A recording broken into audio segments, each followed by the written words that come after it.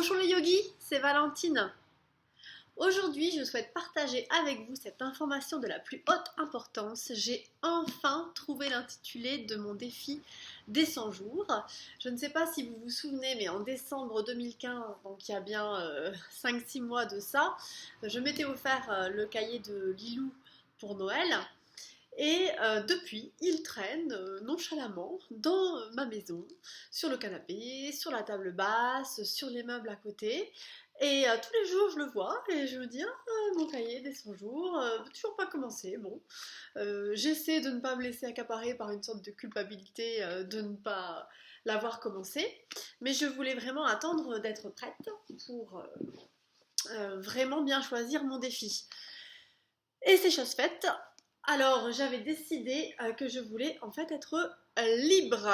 Et le mot liberté est un mot qui résonne vraiment beaucoup en moi depuis que je suis toute petite. C'est certainement dû à mon caractère, à mon karma, je n'en sais rien. Toujours est-il que j'ai vécu des expériences de vie qui m'ont fait expérimenter, c'est le mot, la non-liberté. Et je sens vraiment que depuis quelques années, je dois me libérer. Donc, je voulais prendre comme intitulé du défi, me libérer. Mais je pensais que peut-être c'était un peu trop large. Donc, j'essaie d'affiner. Et en essayant d'affiner, j'ai trouvé qu'il fallait que je me libère de mes peurs. Et j'ai essayé d'affiner les peurs.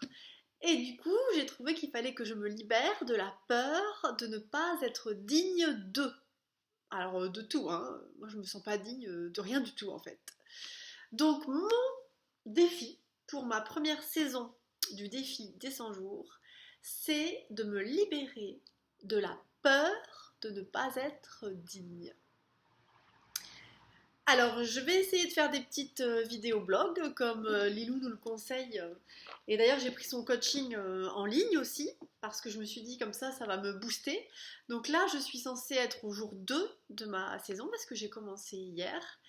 Et je peux vous dire que j'ai déjà des choses très sympathiques à raconter. Donc si ça vous dit de suivre mon défi, je vais mettre des vidéos blog sur le site. Et puis je ne sais pas encore si je vais les partager sur mon propre blog et ma chaîne YouTube.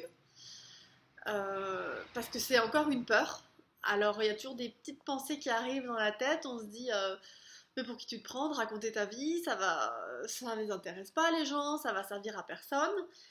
Et après quand j'arrive à laisser passer ces pensées limitantes de mon esprit, eh bien je me dis bah non, parce qu'il y a peut-être des gens qui vivent des expériences similaires aux miennes et qui seront peut-être inspirés par mes petites vidéos blog que je crois qui n'intéressent personne.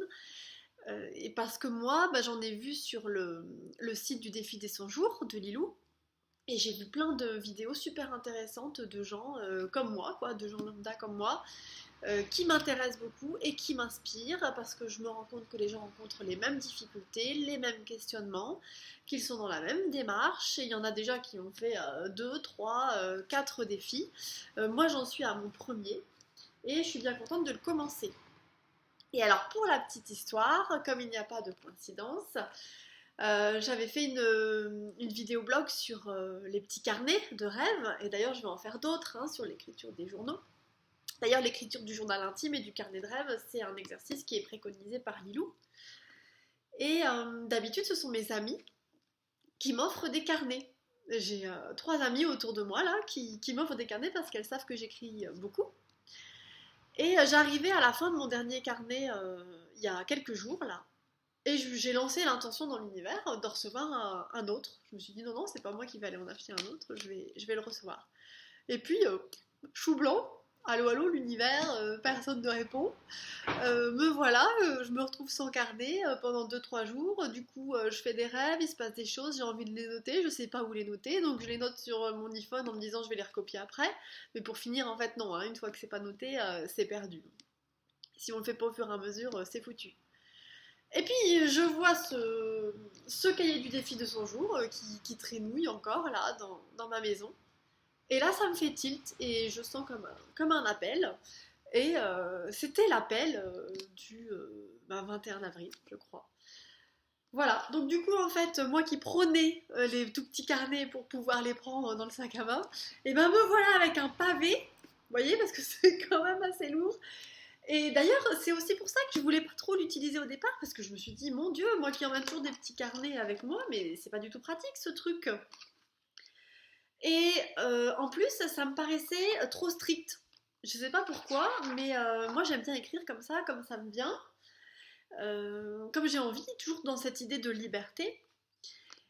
Et donc j'avais pas envie qu'il y ait quelqu'un qui me dise non, tel jour c'est telle citation, tel jour tu dois faire telle chose, vous voyez, je voulais pas être trop guidée comme ça.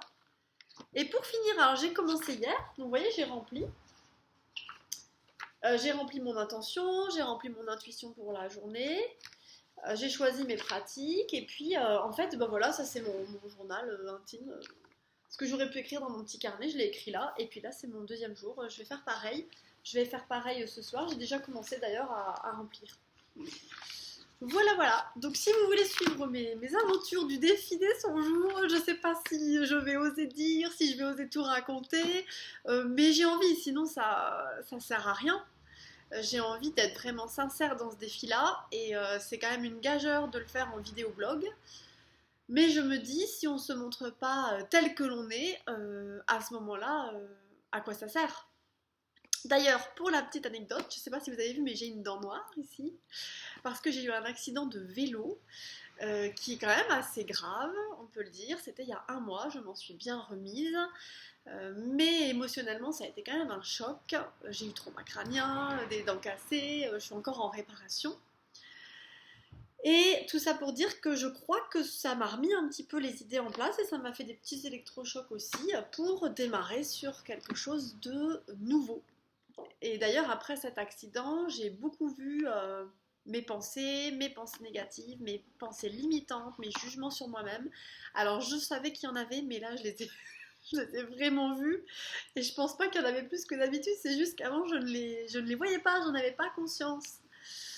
Donc là, je peux vous dire, chers amis yogis, qu'il y a du boulot. Mais bienveillance envers moi-même, je commence mon défi et comme dit Lilou, et elle le dit si bien, et merci Lilou pour tous ces outils que tu nous donnes et puis pour ton inspiration, ta sincérité. Comme Lilou le dit si bien, pas à pas, donc j'ai franchi la première marche, mes chers amis.